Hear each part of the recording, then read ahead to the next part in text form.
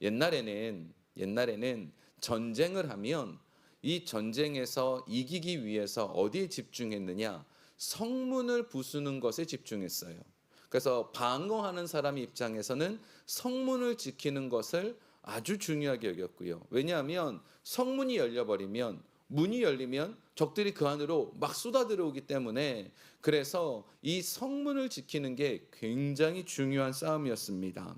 그런데 우리의 마음이 이 성문과 같아요. 우리의 마음이 이 마음을 지키는 것이 대단히 중요하죠. 성경에서는 마음을 지키라라는 말씀 자주 나옵니다.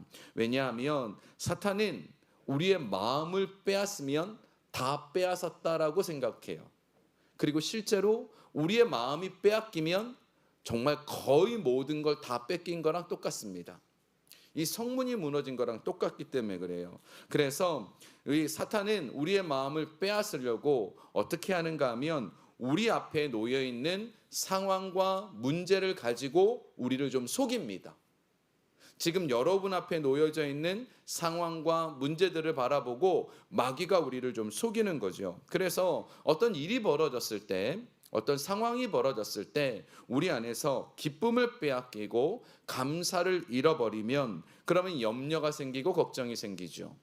저는 그렇게 기쁨도 빼앗긴 것 같지 않고 원망도 별로 한 것 같지 않습니다라고 할지 모르겠습니다만, 어떤 일이 벌어졌을 때 내 입에서 감사가 나오지 않으면 내 마음은 빼앗기고 있는 겁니다.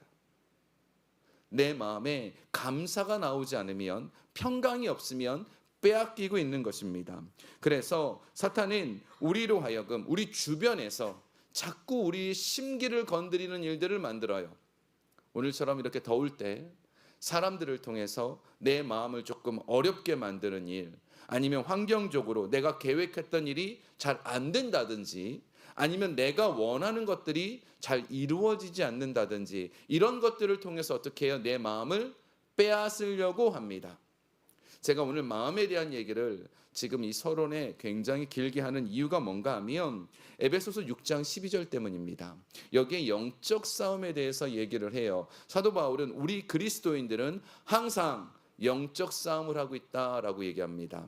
어떻다고요? 우리는 늘 영적 싸움을 합니다. 에베소서 6장 12절 한번 볼까요? 함께 읽겠습니다. 우리의 씨름은 혈과 육을 상대하는 것이 아니요 권세들과 이 어둠의 세상 주관자들과 하늘에 있는 악의 영들을 상대함이라. 아멘. 우리의 씨름이라고 표현하죠. 여러분, 이 씨름이라는 게 우리가 생각하는 그 씨름은 그 씨름이에요. 이렇게 둘이서 엉겨 붙어 갖고 싸우는 씨름. 그러면 아주 가까운 곳에서 일어나고 있다라는 뜻이에요. 여러분이 오늘 주변에 여러분 삶에 아주 가까운 곳에서 일어났던 모든 일은 영적인 겁니다. 우리에게 영적이지 않은 일은 전혀 없습니다. 왜냐하면 사람은 영과 혼과 육으로 창조되어 있고, 또 이 영의 세계가, 모든 4차원의 영의 세계가 이 땅의 육에 있는 일들을 이루기 때문입니다. 우리 생각엔 그래요. 아니, 내가 돈 벌고 사는 것, 누구를 만나는 것, 내가 밥을 먹는 것, 그게 왜 영의 일입니까? 할지 모르겠습니다만, 모든 것이 영적인 섭리 안에 이루어지고 있는 일이에요. 마귀는 영적인 존재죠. 육적인 존재가 아닙니다. 그래서 영의 세계에서 우리 가까운 이 씨름과 같은 일들을 우리 주변에서 일으킴으로 인하여서 우리의 마음을 빼앗습니다. 그래서 문득 쓰는 생각이 그런 거죠. 내 인생에서 가까운 자리에 있는 것은 저 사람 때문에 문제가 아니었고, 저 사람이 나를 오늘 힘들게 한 게 아니었고, 이 환경 때문에 내가 어려웠던 게 아니었고, 영적인 겁니다. 그런 관점에서 우리의 삶을 봐야 되고 그리스도의 인생을 봐야 되죠. 그래서 사탄은 집요하게 마음을 빼앗으려고 노력을 해요. 그래서 이 마음을 지키는 것이 중요하고, 이 마음 가운데 성령 하나님께서 특별한 일들을 만들어 가십니다. 오늘 예수님께서 오늘 이 말씀을 주셨는데, 이 말씀은 우리의 마음 속에 있는 특별한 은혜에 대해서 얘기를 하고 있어요. 우리 본문 38절, 요한복음 8장 38절입니다. 함께 읽겠습니다. 나를 믿는 자는 성경의 이름과 같이 그 배에서 생수의 강이 흘러나오리라 하시니. 아멘. 나를 믿는 자는 성경의 이름과 같이 어디에서 생수의 강이 흘러납니까? 내 배에서. 생수의 강이 무엇인지는 성경에 기록되어 있어요. 생수의 강이 뭐지요? 성령 하나님이라고 얘기해요. 성령님의 역사가 우리에게 나타납니다. 그런데 그게 어디서부터? 내 배에서. 이 배가 뭐냐? 이 내 배예요. 진짜 배예요. 우리 이 배에서 우리의 생수의 강이 흘러넘칩니다. 그게 뭔가 하면 이 배라는 말이 헬라어로 코일리아라는 단어를 썼는데, 이게 실제로 우리 배이기도 하지만 유대인들에게 코일리아라는 단어는 어떤 뜻이 있는가 하면 우리의 생각에, 우리의 마음에 가장 깊숙한 우리의 중심을 말해요. 보통 우리 한국 사람들은 표현할 때 그러죠. 아우, 내 마음이 좀 그래. 내 생각이 좀 그래. 뭐 이렇게 해서 내 모든 중심이 그 마음, 생각, 이런 표현을 쓰는데, 유대인들은 배라는 표현을 많이 써요. 내 배에 내 창자가 끊어지는 것 같아. 뭐 이런 표현들이 성경에 있잖아요. 성경적으로 보면 배라는 것은 우리의 가장 중심이에요. 근데 성령의 역사가 어디서 나타난다고요? 내 마음, 내 중심에서부터 성령의 역사는 흘러넘치는 겁니다. 근데 좀 재밌죠?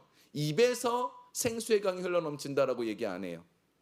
입에서 흘러넘치면 무슨 뜻이냐면 그냥 뭐 말로만 아유 은혜가 있어요. 아유 말로만 나는 성령님께서 역사하셔요. 근데 말이 아니라 내 배에서부터 생수의 강이 흘러넘친다라고 얘기합니다. 근데 이 배경이 언젠가 하면 이때가 7.7절, 이제 물을 부으면서 풍성함이 있다라는 것을 말하는 축제 때예요. 절기예요. 내일 불꽃놀이 하는 날이죠.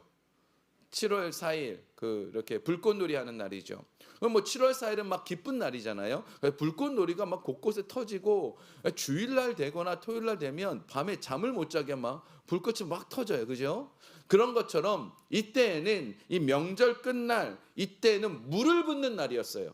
풍성하다라는 날인데, 아이러니하게도 사람들은 풍성한 이 날에 여전히 목말랐어요. 여러분이 오늘 하루가 힘들었던 이유가 날씨 때문인가요? 환경 때문인가요? 사람 때문인가요? 엄밀히 보면 내 안에 영이 말라버리면, 내 배에 생수의 강이 없으면 날씨가 더운 것, 날씨가 좋은 것, 그것과 상관없이 나는 말라요. 내가 기쁘지 않아요.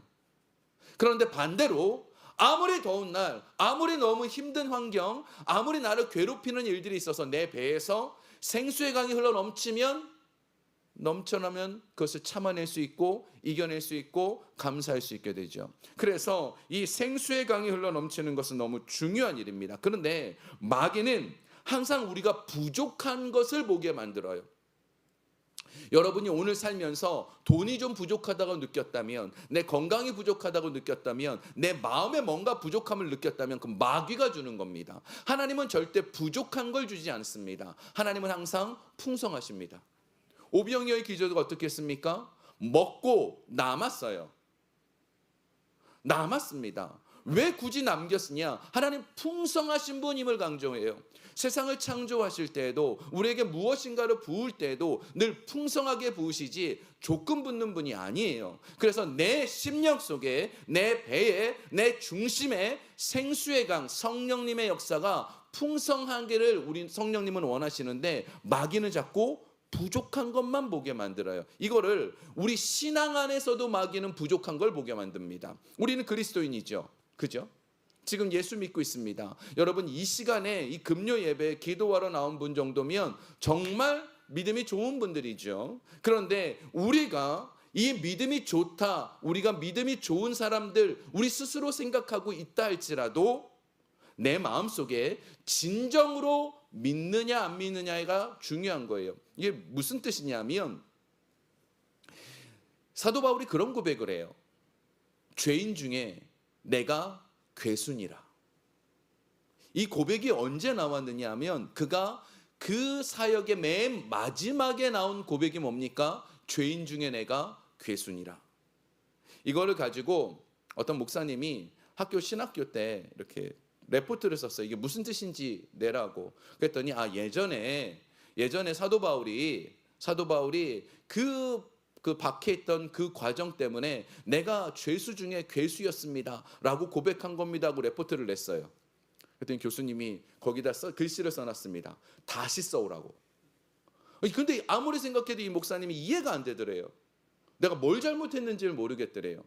아니, 사도 바울이 예전에 과거에 잘못한 거를 반성하면서 내가 죄인 중에 괴수라고 썼는데 라고 했더니 영어 성경에 보면 거기 뭐라고 돼 있느냐, 내가 죄인 중에 괴수라는 말이 I am worst입니다. I was가 아니고 I am worst입니다. 지금 내가 괴수란 뜻이에요. 우리 모두는 죄인입니다. 믿으십니까? 우리 모두는 정말 큰 죄인입니다. 그렇게 인정하십니까? 아닐걸요? 아닐걸요? 내가 죄인이라는 건 인정합니다. 근데 모든 사람 중에 내 죄가 가장 크다라고는 생각하지 않을 겁니다. 나보다 더 큰 죄를 졌는 사람이 있을 거라고 생각해요. 이게 지금 우리의 모습인 거죠. 지금 이해가 되시나요? 우리는 죄인이라는 것을 스스로 고백해요. 맞아요. 저는 큰 죄입니다. 라고까지 고백해요. 하지만 내가 제일 큰 죄인이다라고 진짜 생각하지는 않습니다. 이게 육신의 생각을 가지고 신앙을 바라보면 이런 일이 벌어지는 거예요. 그래서 성령님께서는 항상 우리에게 무엇을 말씀하시느냐, 육의 생각이 아닌 영의 생각을 가지고 우리 스스로를 바라보라고 얘기합니다. 우리 말씀 한번 볼까요? 로마서 8장 5절 6절에 보면 이렇게 되어 있습니다. 육신을 따르는 자는 육신의 일을, 영을 따르는 자는 영의 일을 생각하나니 육신의 생각은 사망이요 영의 생각은 생명과 평안이니라. 자, 여기서 육신을 따르는 자 하니까 우리는 육신을 따르지 않는 것처럼 보여요. 신앙이니까. 하지만 우리 믿음 안에서도 육의 생각을 하면 이렇게 자꾸 부족함이 보이고 문제가 보이고 잘못됨이 보이는 거죠. 근데 성령님께서는 부족함을 보이시는 게 아니라 어떻게 해요? 풍성한 은혜를 우리에게 주십니다. 왜냐하면 오늘 보면 그 배에서 생수의 강이 흘러 넘치리라 라고 얘기해요. 본문에서 생수의 강이 흘러 넘치리라, 강이라는 표현을 쓰지요. 한 컵에 물이 아니고, 오늘 목마르셨잖아요. 근데 한 컵의 물을 마시면 갈증이 좀 해결되겠죠. 그런데 먹어도 한 컵의 물로는 채워지지 않지만 생수의 강이지요. 성령님께서는 그것이 풍성하게 흘러 넘치도록 우리에게 주시는 분이라는 겁니다. 오늘 뉴스를 봤는데 중국의 산시성이라는 곳에서 아파트가 여러 단지가 있더라고요.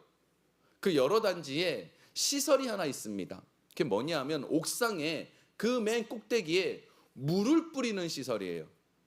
이거를 몇 억 주고 했대요. 한 동마다. 그래갖고 물을 한 번에 이렇게 15톤씩 뿌리면 아파트 전체가, 제가 대충 보기에 사진으로 보니까 15층 정도 되는데 15층 정도 되는 아파트가 물이 막 쭉 흐르는 거예요. 그럼 한 8도 떨어진대요. 아파트 전체가. 온도가. 한 번 할 때마다 2,000불씩 든대요. 근데요, 온도가 한 8도 떨어지든 5도가 떨어지든 그거는요, 그때뿐일 거예요. 다시 타오를걸요. 근데 성령님의 역사는 어떻게 해요? 강이에요. 강은요, 마르지 않습니다. 흘러가는 곳마다 살아납니다. 내 배에서 한 컵의 물이 아니라, 한 번 뿌려지는 물이 아니라 생수의 강이 흘러 넘치면 우리의 환경이 어떻게 되었든 부족함을 느끼지 않아야 돼요. 이게 우리의 모습입니다. 성령님께서 우리에게 원하시는 것은 부족함이 아닌 인생이라는 거죠. 그래서 이 부족함이 없는 인생은 어떤 것이냐? 성령님께서 우리로 하여금 풍성하게 만들어주시는 게 아니고요. 성령님 자신이 풍성한 분입니다. 성령님이 우리에게 임재하시면 우리를 풍성하게 해주는 분이 아니고요. 성령님이 우리에게 계시는 순간 우리는 풍성해지는 거예요. 계속 물이 공급되어지니까. 그래서 지금 예수님께서 말씀하시는 것은 그 배에서 생수의 강이 흘러넘치리라. 나를 믿는 자는. 우리가 믿는다면 우리는 부족함을 보면 안 되고요. 육신의 생각을 하면 안 되고요. 우리 안에 풍성함을 느끼게 해야 됩니다. 자, 근데 문제는 무엇이 문제인가 하면 왜 우리가 풍성함을 느끼지 못하는가라는 겁니다. 얘 안에 성령님 계셔요. 여기 여러분 안에 성령님 계십니다. 믿으십니까? 여러분 안에 성령님이 존재하세요. 근데 내가 막 충만해서 너무너무 기뻐 뛰는 그 일들이 왜 자주 안 일어나느냐? 우리에게 영의 일을 한다라고 생각하지만 실은 여전히 우리에게는 육을 보는 성격이 있기 때문에 그래요. 영국에 소울 서바이버라는 교회가 있었습니다. 이 교회가 아주 현대적인 음악적인 것을 가지고 청년들에게 막 이런 청년 사역을 좀 뜨겁게 하는 곳이었어요. 큰 대형 교회예요. 이 소울 서바이버 교회는 아주 유명한 교회입니다. 여러분이 혹시 찬양을 좋아하시는 분은 아실지 모르겠는데 맷 레드먼이라는 분이 이곳에서 찬양 인도도 하시는 그런 곳이었어요. 실제로 이 맷 레드먼이 있을 때 어떤 일이 벌어졌느냐? 청년들을 위해서 복음을 전거하려고 이 교회가 시스템을 완벽하게 구매했습니다. 악기팀도요, 정말 전문가 악기팀. 아니 뭐 우리 팀도 전문가예요. 네, 완벽해요. 뭐 이런 정도의 수준을 뭐 이런 팀들이 있고요. 조명도 엄청 막 화려하고 그때 막 바뀌는 세상 무대 못지않은 그런 조명 준비하고요. 음향도 막 최선을 다해서 모든 것을 준비했습니다. 매번 예배 때마다 막 사람들이 기뻐 뛰는 거예요. 제가 올해 2026년에 한국에서 CCC가 수련회를 했었어요. 한 뭐 몇만 명이 좀 모인 것 같아요. 대학생들이 그들이 뛰며 찬양하는 모습에 얼마나 여전히 가슴이 뛰었는지. 근데 그들 앞에 막 조명도 막 이렇게 비춰주고 있고 그랬는데 이 소울 서바이버 교회는 더 좋았어요. 더 멋지게 했었어요. 근데 어느 날 맨 레드먼도 그렇고 담임 목사님이었던 마크도 그렇고 무슨 생각을 했냐면 뭔가 좀 부족함을 느꼈어요. 완벽한 시설이었습니다. 완벽한 찬양 밴드였어요. 근데 뭔가 채워지지 않는 거예요. 그리고 나서 그분들이 고민을 시작했습니다. 우리가 드리는 예배가 너무 이런 찬양팀, 좋은 악기, 좋은 음향시설, 멋진 시설 이런 것 때문에 여기에 빠져 있는 게 아닌가 고민이 들기 시작했어요. 그래서 하나씩 멈췄습니다. 조명을 끄고 필수 조명만 놔두고 악기팀을 멈추고 모든 것을 다 내려놓고 결국은 어떻게 했느냐? 목소리로만 가지고 그 큰 교회에서 불렀어요. 이렇게 작은 교회가 아니라 엄청 큰 홀에서 목소리만 가지고 예배를 하기 시작했습니다. 근데 하나 성령님의 역사가 크게 일어나는 거죠. 우리에게 있어서 예배를 드리고 있음에도 불구하고 시스템이 보이고 좋은 세션이 보이고 음향 장비가 보이고 무엇인가를 보이기 시작했다면 성령님이 안 보이는 거예요. 내 배에 계시는 성령님이 안 보이면 어떻게 해요? 내가 살아나요. 내가 성령님 안에서 내 생명이 충만해지는 것, 내 안에 배에 생수가 흘러넘치는 것, 그거는 한 가지밖에 없어요. 내가 충만한 인생이 되길 원합니까? 생수의 강이 내게 흘러넘치길 원하십니까? 아멘. 성령님이 역사가 나타나길 원합니까? 아멘.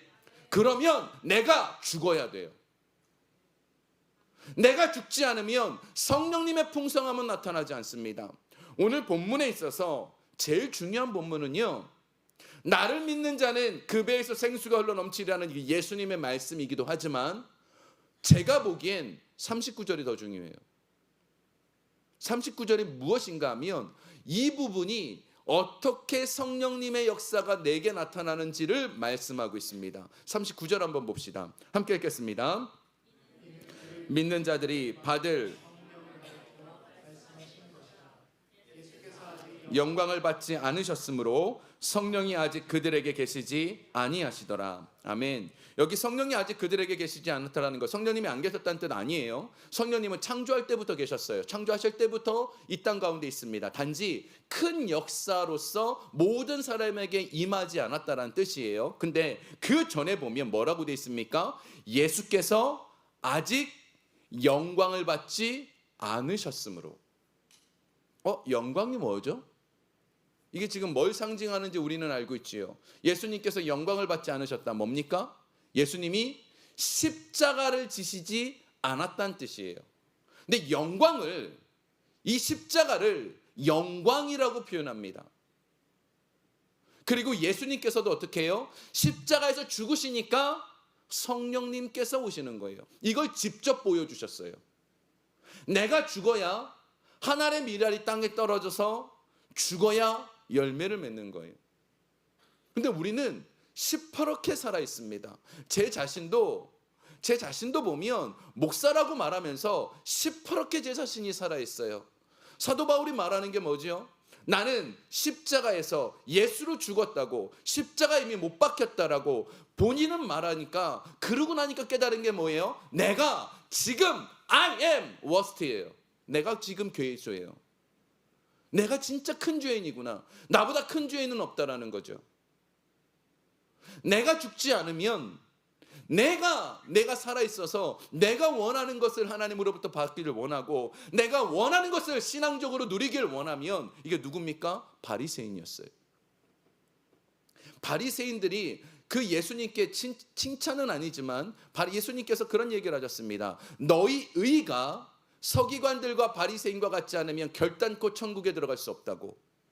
그만큼 그 바리새인들은요, 율법을 지키려고 노력했고 기도했고 금식했습니다. 하지만 그들이 육신의 생각을 하고 있으니까 어떻게 해요? 예수님을 십자가에 못 박았습니다. 우리가 신앙인이 아닌 사람이 십자가에 못 박지 않아요. 우리가 살아있는 순간 내 안에 성령님은 역사될 수 없는 거예요. 내 의가 살아있고 내 생각이 살아있고 내 감정이 살아있는 순간 성령님이 역사할 수 없는 거예요. 나의 정욕과 나의 만족과 내가 누리고 싶어하는 것들이 여전히 남아있으면, 그러면 성령의 역사는 없는 겁니다. 내 마음의 자리를 성령님께 내어드릴 때 그 배에서 풍성함을 느낄 수 있습니다. 아까 말씀드렸지요. 하늘의 미랄이 땅에 떨어져서 죽으면, 놀랍죠? 죽었는데 열매를 맺어요. 어떻게 그럴 수 있습니까? 죽었는데 어떻게 열매를 맺습니까? 이것이 신앙의 법칙입니다. 하나님이 원하시는 법칙이에요. 내가 죽으면 나로 인해 성령님이 아름답게 꽃 피운 열매를 맺습니다. 우리 안에 생수의 강이 흘러넘치길 원합니까? 영적인 싸움은 씨름이라 그랬죠. 우리 주변에 끊임없이 가까이에서 나를 괴롭히는 사람들이 있고 나를 괴롭게 하는 환경이 있습니다. 아주 씨름과 같이 나에게 몸을 달라붙어서 나를 끊임없이 괴롭게 하는 것들이 존재합니다. 그때마다 어떻게 할까요? 내가 죽어야 됩니다. 나는 죽고 예수로 살면 예수 그리스도의 그 은혜가 나를 하나님 성령님의 풍성함을 느끼게 하고 살려 넘치게 만든다라는 것이죠. 그래서 우리 삶 속에 하나님의 은혜를 생각할 때, 주의 도우심을 생각할 때 주님께서 우리에게 큰 역사를 말씀하시고 은혜를 나타내 주십니다. 말씀을 정리합니다. 예수님은 영광을 받으셨는데 화려한 보좌가 아니라 십자가셨지요. 우리가 갈 길은 무엇입니까? 누구든지 나를 따라오려거든 자기 십자가를 지고 나를 쫓을 것이니라 말씀하셨습니다. 내가 죽어지기 위해서 기도하고 주님 내가 낮아지기 위해서 기도하고 나는 정말 아무것도 아닙니다라고 기도할 때 오늘 성령의 역사하심이 오늘 이 밤에 우리 사랑하는 뉴욕 순복음 연합교회 모든 성도님들 가운데 함께 하실 것입니다.